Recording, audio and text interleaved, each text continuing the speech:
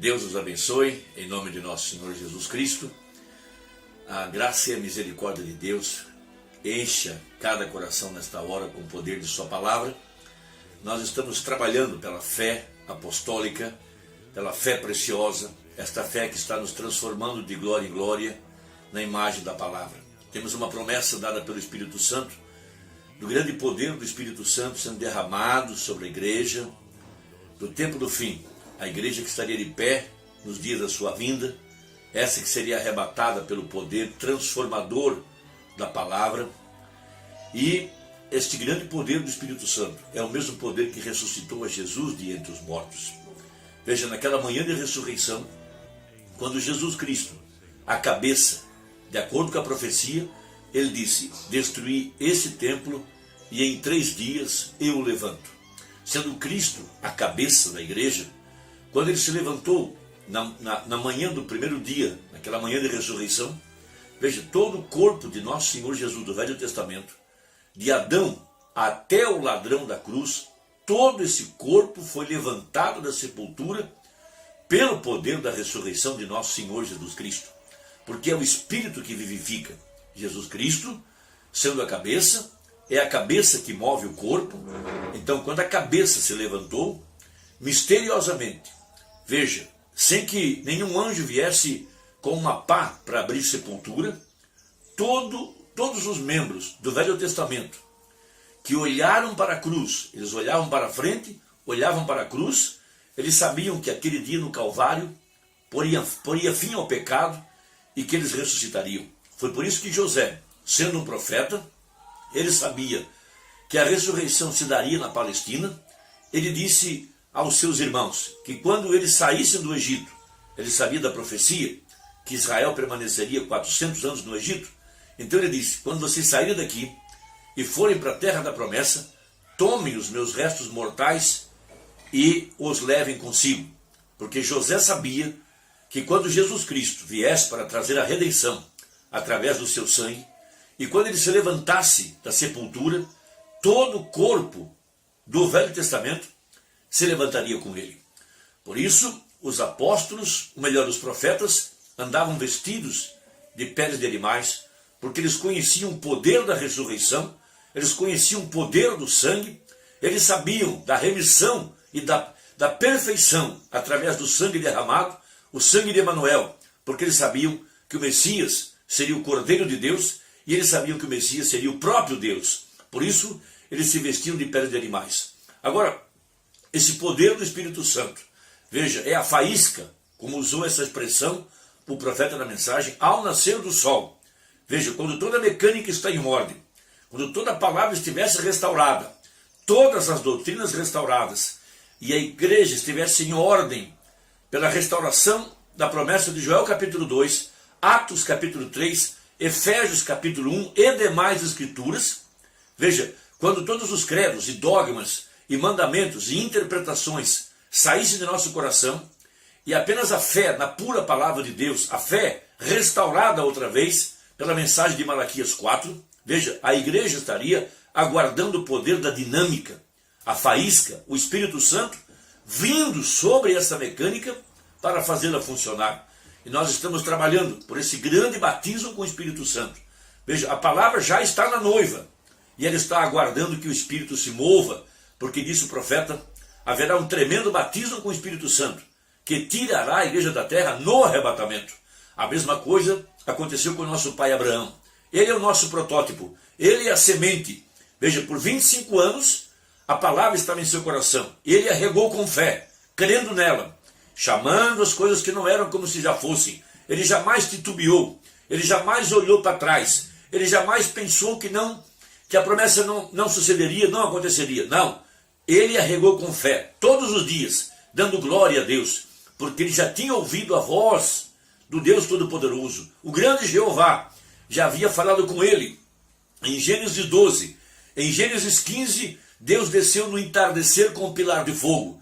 Gênesis 17, o seu nome foi mudado e ele recebeu a circuncisão, que era o pacto, que era a confirmação de que Deus sustentaria a sua palavra. Em Gênesis 18, Deus apareceu em carne humana.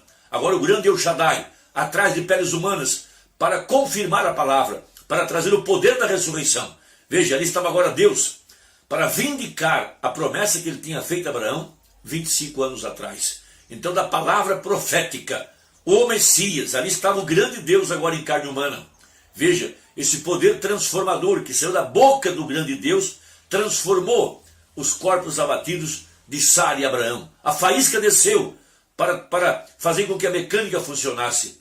E logo em seguida, receber o filho da promessa. Então, em Romanos capítulo 8, verso 11, nós temos a seguinte escritura: e se o Espírito daquele que dos mortos ressuscitou a Jesus habita em vós, aquele que dos mortos ressuscitou a Cristo, também vivificará os vossos corpos mortais pelo seu Espírito que em vós habita. Então a dinâmica é o poder do Espírito Santo. Podemos usar a seguinte expressão: a faísca que vai incendiar a gasolina, que vai incendiar, que trará combustão, que fará a máquina andar. É esse grande poder do Espírito Santo, prometido em Joel capítulo 2, que logo depois que viesse o ensinador de justiça e a palavra fosse restaurada, Deus derramaria o poder do Espírito Santo, a plenitude do Espírito Santo sobre a igreja, para tirá-la da terra no arrebatamento. Porque o que nós temos hoje é apenas o penhor. O penhor é uma parte do pagamento. O penhor é a garantia de que tem mais para vir. Então veja, com o que nós temos, disse o profeta, nós não iremos. O que ele quis dizer? Só com o penhor nós não iremos ser transformados. Precisamos da plenitude, da restauração completa da palavra, porque a palavra e o Espírito são a mesma coisa. Então o profeta de Deus, citando esse termo da faísca, no parágrafo 77 a seguir, da mensagem ao nascer do sol, ele prega o seguinte: notem bem, é o Espírito o que vivifica, é a faísca a que produz o fogo. Não é a gasolina que produz o fogo, mas é a faísca que acende a gasolina. Vê você? Jesus disse: sem mim, veja, sem mim nada podeis fazer, porém comigo podeis fazer todas as coisas. Então ele é a palavra, é o Pai vivendo. Assim como o Pai me tem enviado, eu também vos envio. Assim como o Pai me tem acendido e me tem induzido a fazer todas as coisas que faço, pois somente faço as coisas que agradam a Deus, e assim como ele me tem enviado, assim também eu vos envio. Veja, é a mesma mecânica, e se necessita da mesma dinâmica para fazê-la funcionar. Ele disse: esses sinais seguirão aqueles que reclamarem ter a dinâmica. A dinâmica tomará o lugar. Paulo disse: o Evangelho não veio somente em palavras, somente em gasolina, podemos dizer, mas veio em faísca para fazê-la mover. Assim foi como nos veio. Então, através do seu corpo, da igreja, o Senhor Jesus tem manifestado o mesmo poder que estava em Jesus há 2000 anos atrás, agora através do seu corpo, através da sua igreja. E ele deu uns para apóstolos, outros para profetas, outros para pastores, outros para evangelistas e outros para mestres. Então o corpo da igreja está continuando e terminando a obra que ele deixou para esse tempo específico. E agora nós estamos esperando esse grande enchimento do poder do Espírito Santo para tirar a igreja da terra no arrebatamento. Então, 78 ele diz: o mesmo Espírito que levantou a ele é o mesmo Espírito que vivifica ao verdadeiro crente a vida eterna. Recordem, veja, está nos acabando, veja, Romanos capítulo 8, verso 11, e se, veja, aí é que está o problema, veja, essa é a curva, essa é a esquina, e se o Espírito daquele, veja, o Espírito Santo, que dos mortos ressuscitou a Jesus, habita em vós. Então, agora, 79, ali está a coisa, é se o Espírito do noivo mora na noiva. Então de nada nos adianta ficar falando muita coisa da mecânica e tentando provar quão preciosos são os materiais, quão precioso é o banco, quão precioso é o volante, quão preciosa é a tinta, quão precioso é a borracha do pneu, coisas técnicas. O que importa é a faísca para pôr fogo na gasolina. Então o Espírito Santo, veja, a verdadeira igreja, aquela que é circuncidada, que a velha natureza morreu e ela recebeu uma nova natureza, de acordo com 2 Pedro, a natureza do Cordeiro, começando com fé, virtude, conhecimento, temperança, paciência, veja, piedade, amor fraternal e por fim a faísca, por fim o tremendo batismo com o Espírito Santo, a pedra de coroa. Veja, agora, ali está a coisa, é se o espírito do noivo mora na noiva.